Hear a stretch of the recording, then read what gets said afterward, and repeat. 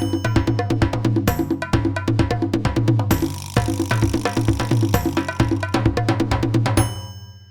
bonsoir à tous et bienvenue pour cet épisode 133 de l'ESC Made in France.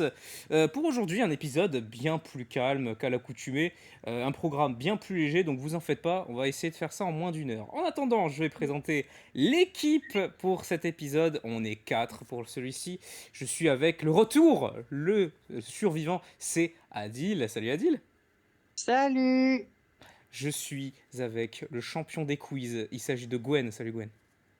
Salut, salut. Et je suis avec le voyageur de toutes les contrées européennes, c'est Alexandre. Salut Alexandre. C'est moi, c'est Mister Worldwide. Salut à tous. Mister Worldwide, exactement, il est là, il est présent et il va donner des avis de fou furieux. Donc comme je vous ai dit, un programme assez léger, des sujets assez simples. On va commencer dès maintenant.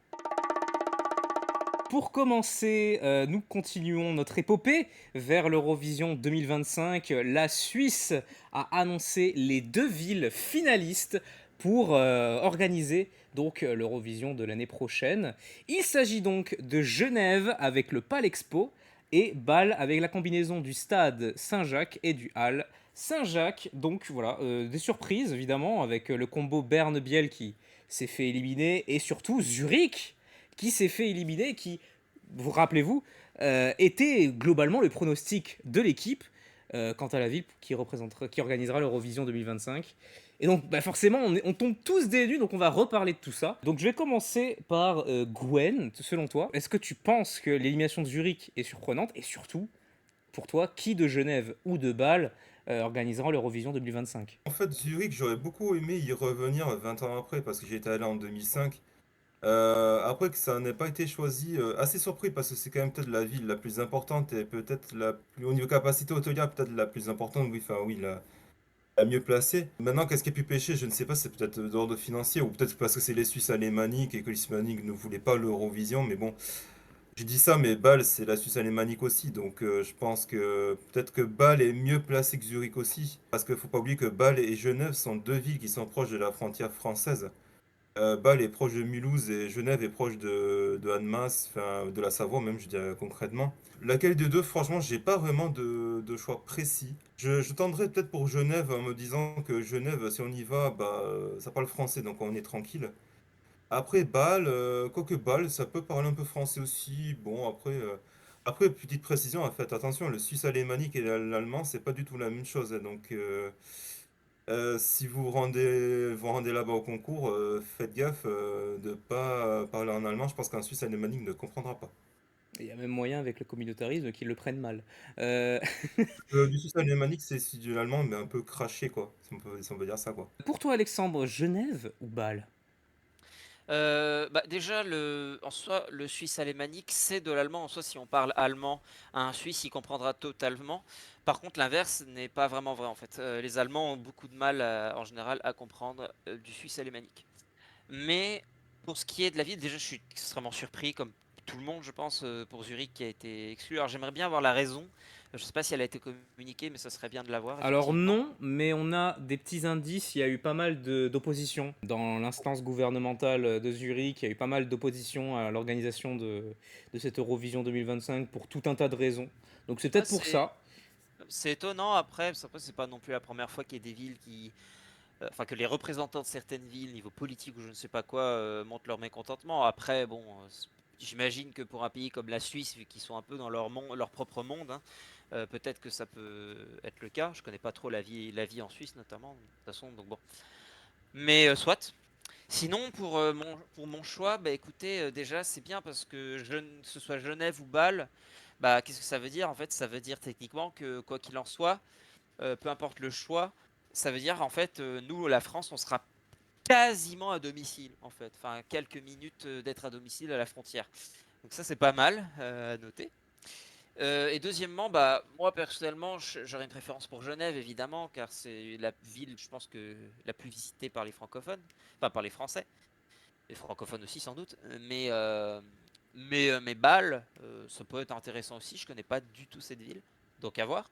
Et il faudra juste faire le bon choix. Après, le bon choix objectif. Je pense que Bâle a peut-être plus de chances objectivement pas en termes de salles, parce qu'il me semble que Genève, ils comptaient organiser ça dans un centre, un complexe Au Palais sportif, Expo, oui.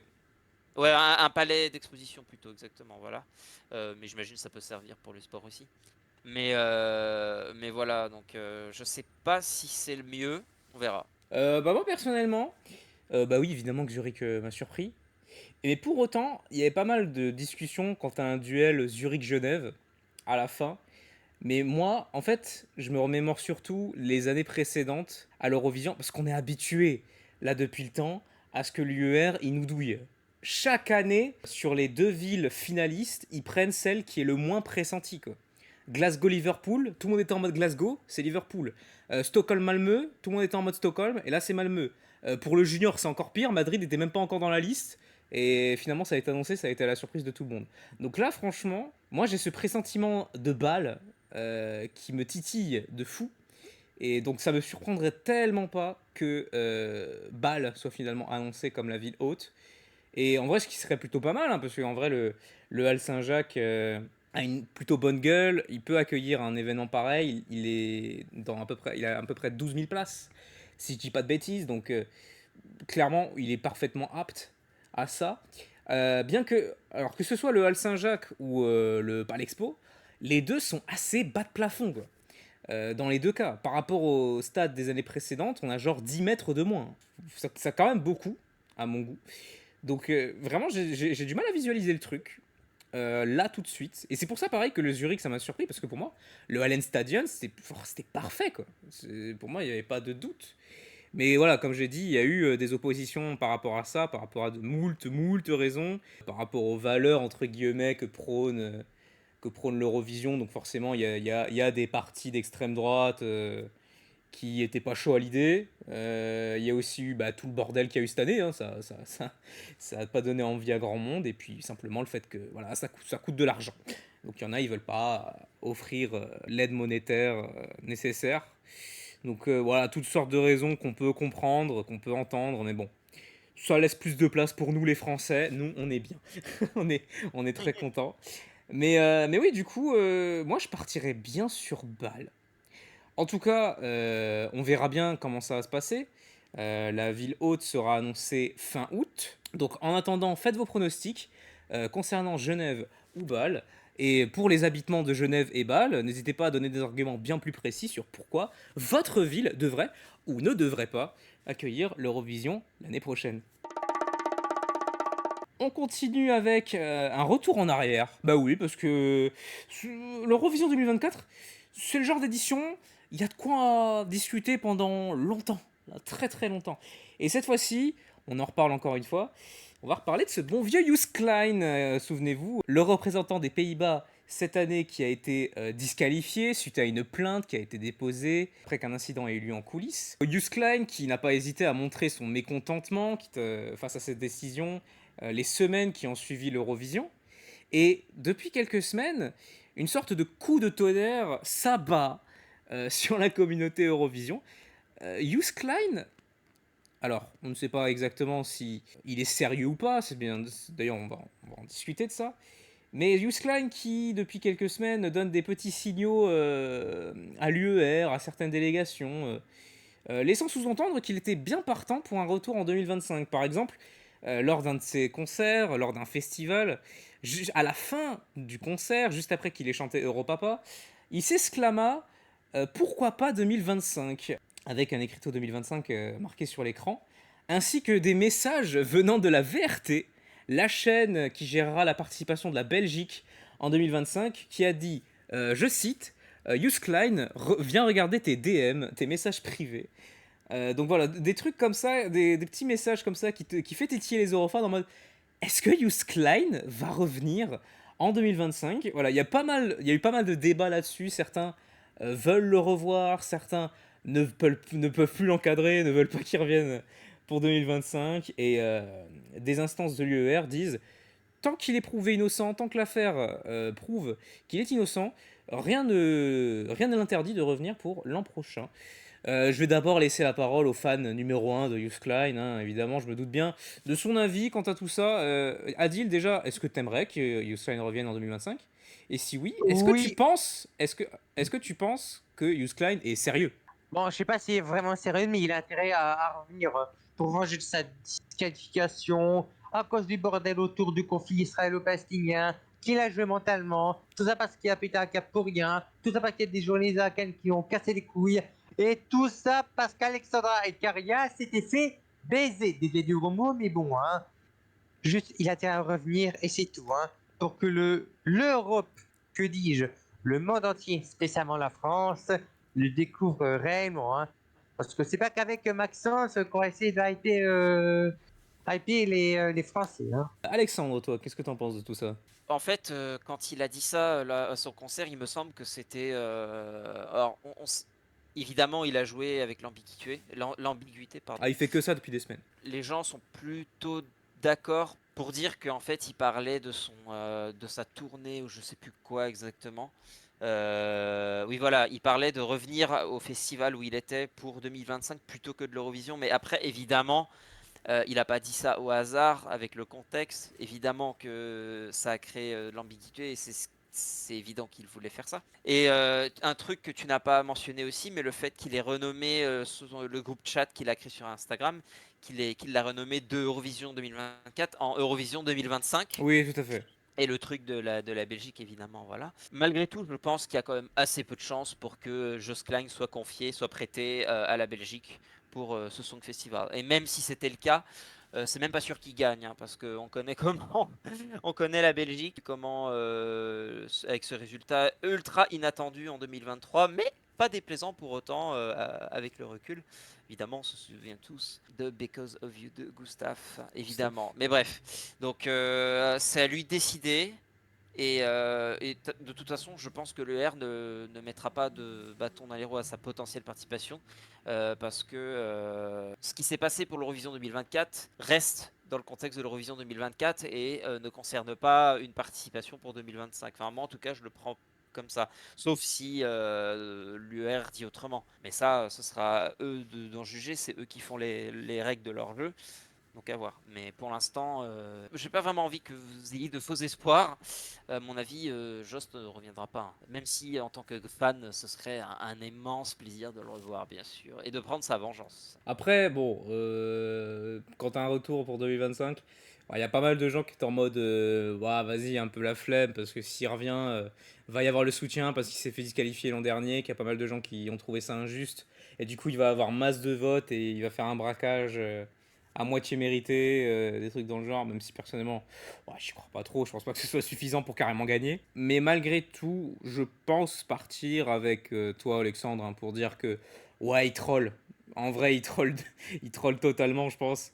Il joue totalement sur l'ambiguïté du truc. Vraiment, s'il était vraiment sérieux quant à un retour en 2025, je pense qu'il le dirait. Je pense qu'il le dirait tout simplement. Ou alors au moins qu'il soit bien plus explicite quoi, là-dessus. Et qu'il joue pas sur l'ambiguïté. Je pense qu'il joue avec les gens. Je pense qu'en vrai, là, il est en train de se marrer. Qu'il est en train de passer un bon moment. Qu'il est en train de kiffer sa vie. Quitte à se faire disqualifier, autant rigoler. Et il a Donc, raison. oui, voilà, bon, il a bien raison. Après, voilà. Ça, vous prenez ça comme de l'irrespect ou comme de la blague. Vous faites ce que vous voulez. C'est entre vous et vous. Mais après, si ce serait pour un retour avec la Belgique, alors j'y crois pas une seconde, hein, mais Youth Klein à l'Eurosong 2025 pour la Belgique, ah, j'avoue, ça m'intéresse. J'avoue, ça me paraît pas déconnant, ça me ferait marrer. Ça me ferait marrer de le voir. Et là, pour le coup, oui, il ferait un braquage en vrai. Je sais pas. Là, pour le coup, je pense qu'il ferait un braquage. Ça serait du vol. Ce serait comme quelques sélections nationales en 2021, où t'as juste des artistes de 2020 qui ont été reconduits, quoi. La Lituanie, l'Estonie, ce genre de sélection. Là, pareil. Là, vraiment pareil. D'autant que Joost Klein, il est assez connu en Belgique. En tout cas, côté flamand, qui est du coup bah, la zone de la VRT, donc c'est parfait. Mais oui, clairement, je pense que pour Joost Klein, c'est une énorme blague, je suis désolé à dire, mais je pense que ni les Pays-Bas ni la Belgique aura Joost Klein comme représentant. Va falloir faire le deuil.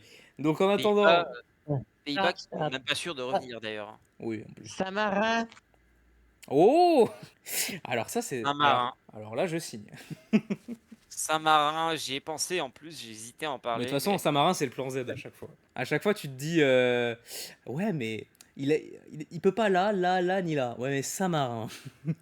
À chaque fois, tout le monde balance Saint-Marin, c'est terrible, ça me fume. Mais ouais, même Saint-Marin, je pense pas. Enfin, surtout quand tu vois la véhémence avec laquelle il est dans ses concerts et tout.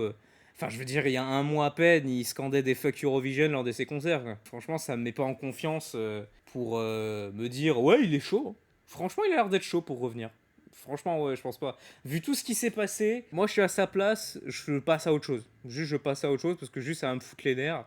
D'autant que ce qui fait partie des sources des problèmes qui a été engendré lors de cette année, Israël, voilà, ils sont toujours là, ils vont toujours être là pour 2025. Donc, ouais, je suis pas sûr. Même s'ils revenaient, etc., même si c'est annoncé, sur le moment, je me dirais que c'est peut-être pas une bonne idée en fait. Donc à voir. Vous n'hésiterez pas à nous mettre cet épisode sous notre nez quand Lavrotros annoncera. Non, mais en fait, on reste et on reprend Useline et on va tout défoncer. Voilà, vous viendrez, vous nous direz quand même, vous êtes des sacrés pronostiqueurs là, c'est une dinguerie entre ça et Slimane, putain. C'est clair. Quand même une folie. Alors moi, je suis. Ouais, ça ferait de moi le pronostiqueur fou, hein. C'est une dinguerie. Donc en attendant, bonne chance à Useline pour la suite, mais on nous la fait pas. On nous la fait pas. On continue avec l'Eurovision 2025. Dernière info avant de passer aux juniors. Nous allons aller du côté de Malte qui a, comme l'année dernière, lancé son camp musical pour dégoter toutes les chansons possibles et imaginables pour leur sélection nationale, afin de dégoter leurs artistes et leurs chansons pour l'Eurovision 2025. On en parle sur cet épisode parce que, mine de rien, au-delà du fait que le camp musical soit ouvert, le compte Instagram de la sélection nationale maltaise poste régulièrement des vidéos de l'envers du décor, de l'intérieur du camp. Et du coup, on peut apercevoir énormément d'artistes qui y sont présents. Et parmi ces artistes, on peut notamment citer Christabel, qui a représenté Malte en 2018, Destiny, qui l'a fait en 2021, Gaia Gambuzza de l'Eurovision Junior 2022, Gaia Kochi qui a remporté l'Eurovision Junior en 2013. Il y a énormément de noms présents. Il y a évidemment Matt Black, Ryan Ely, Nathan, Sarah Bonici également de l'Eurovision 2024. Donc énormément de noms. On va en parler vite fait parce que ça reste quand même assez intriguant. Gwen, toi, qu'est-ce que tu penses de cette liste pour Malte? Est-ce que tu penses que c'est bon signe pour la sélection de 2025? Je vais peut-être pas m'avancer encore. C'est vrai qu'il y a des noms assez intéressants qu'on connaît et d'autres qu'on connaît un peu moins. Je pense que le plus intéressant c'est quand les chansons sortiront, mais bon, connaissant le Malta, enfin le Malta, la sélection, hein, vous voyez ce que je veux dire. Le MESC, hein, tu veux dire. Vraiment, d'habitude, c'est vraiment une grosse purge. J'espère que vraiment que l'année prochaine, ce sera pas la purge du siècle, parce que sinon, faut vraiment qu'ils reviennent à leur système X Factor et qu'ils choisissent une grosse chanson, parce que sinon, ils vont continuer à se faire éliminer en demi-finale, ni vu ni connu. Alors que pourtant, c'est un pays qui mériterait d'être vraiment sur le devant de la scène, qui a même réussi à finir deuxième de l'Eurovision en 2002-2005. Je pense qu'ils en ont les capacités, il faut vraiment qu'ils se donnent les moyens. S'ils continuent à faire des conneries telles qu'ils font, je pense que c'est pas la peine, autant qu'ils ne participent pas, et puis voilà quoi. Ouais, je suis plutôt d'accord avec ça. Malgré le fait que le line-up est assez alléchant, qu'on ait des têtes reconnaissables et qu'on a pas mal de représentants de Malte ces dernières années, malgré ça, ça part malgré tout pour partir sur le même format que 2024, qui, ouais, comme le dit Gwen, était vraiment indigeste, quoi. Il y avait vraiment trop d'artistes, trop de chansons, trop longtemps, et surtout avec une qualité vraiment minimum syndicale pour la plupart, et c'est terrible.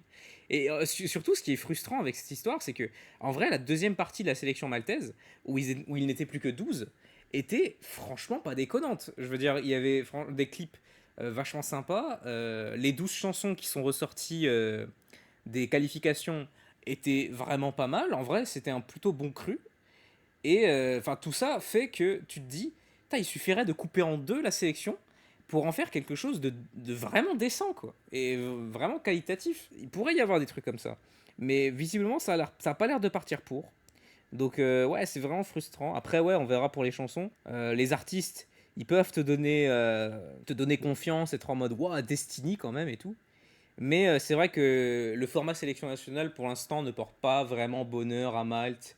Et à mon humble avis, il devrait repartir sur une sélection interne. Parce que bah, voilà, la dernière fois qu'ils ont fait ça, ça a donné Destiny. Ça a donné un top 10 à Malte, c'est inespéré pour eux. Donc voilà, petit passage pour cette sélection maltaise. On en reparlera davantage lorsque les participants seront annoncés. On part désormais du côté de l'Eurovision Junior et on commence d'abord avec une mauvaise nouvelle.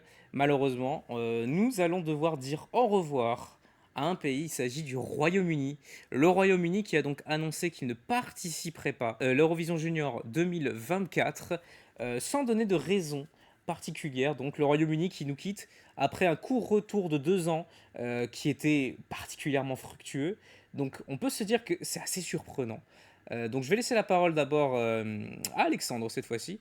Toi, qu'est-ce que tu penses de ce départ du Royaume-Uni? Est-ce que tu aurais des Bah, hypothèses quant à la raison de ce départ? c'est décevant, bien sûr. On s'attendait à ce que la BBC embrasse un peu plus la marque Eurovision. Après, elle peut le faire malgré tout dans le concours adulte, bien sûr. Peut-être que c'est peut-être pour ça aussi, hein, donc j'en viens à la réponse à ta question que tu viens de poser. C'est peut-être qu'on peut expliquer ça déjà par les audiences qui peut-être n'étaient pas suffisamment à la hauteur pour la BBC et peut-être aussi une volonté de plus se concentrer sur le concours adulte.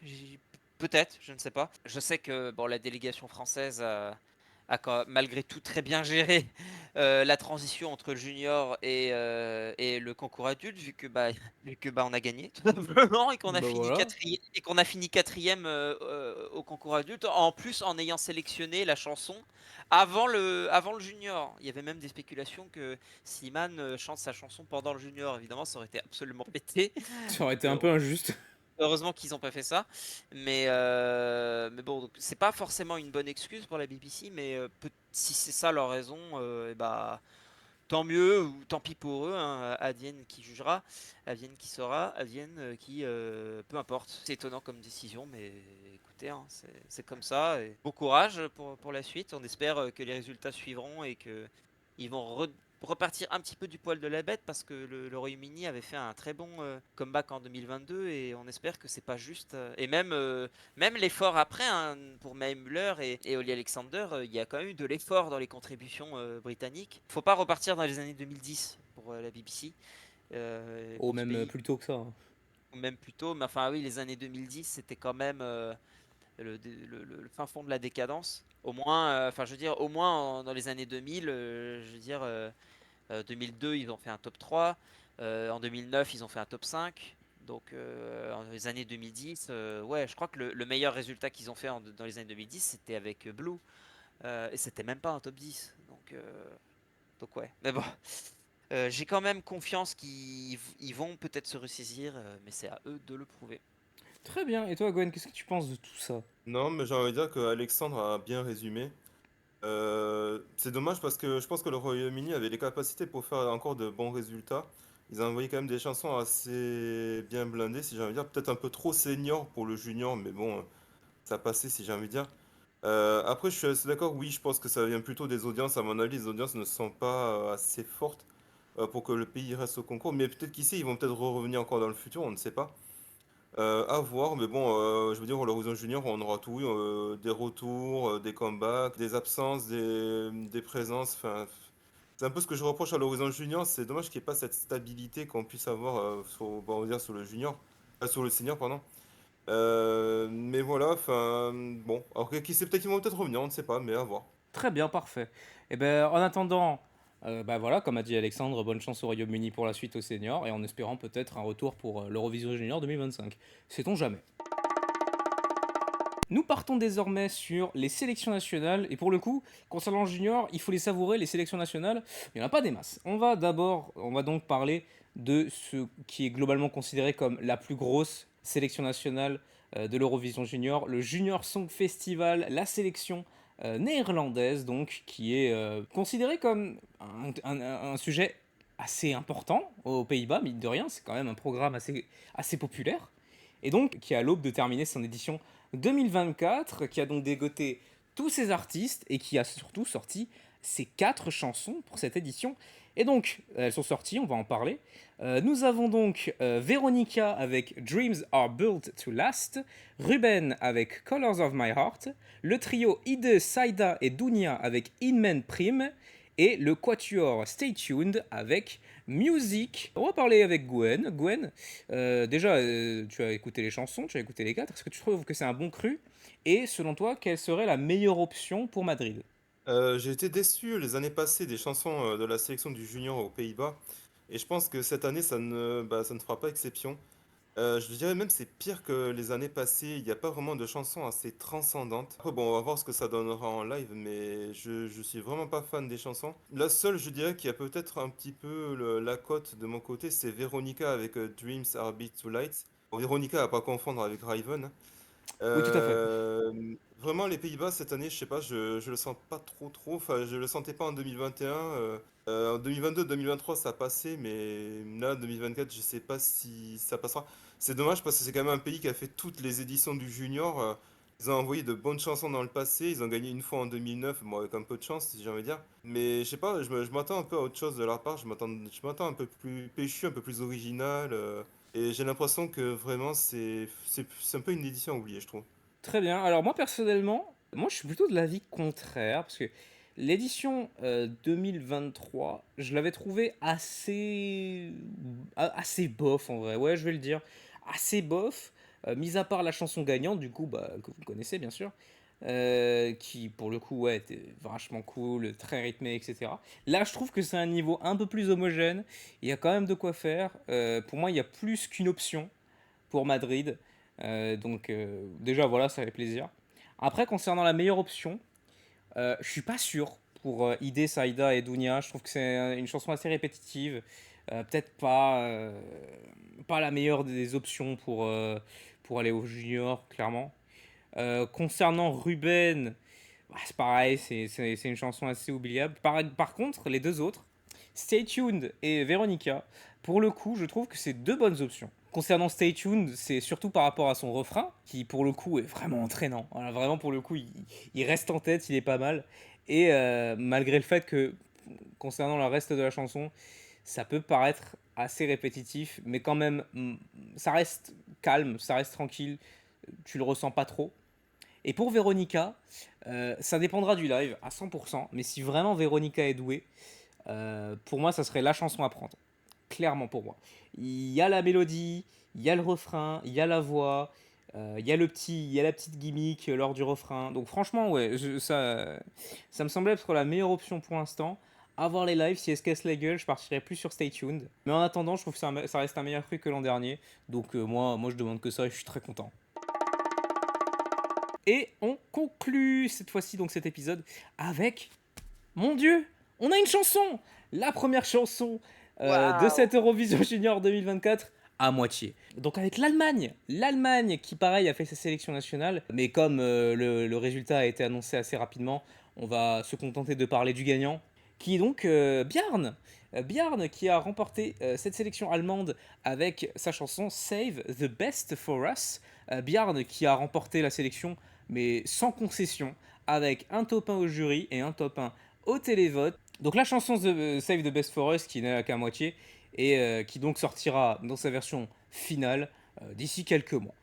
Donc en attendant, on va parler de ce petit extrait, de voir s'il nous met en confiance pour la chanson en entier, et surtout si pour l'instant elle est à notre goût.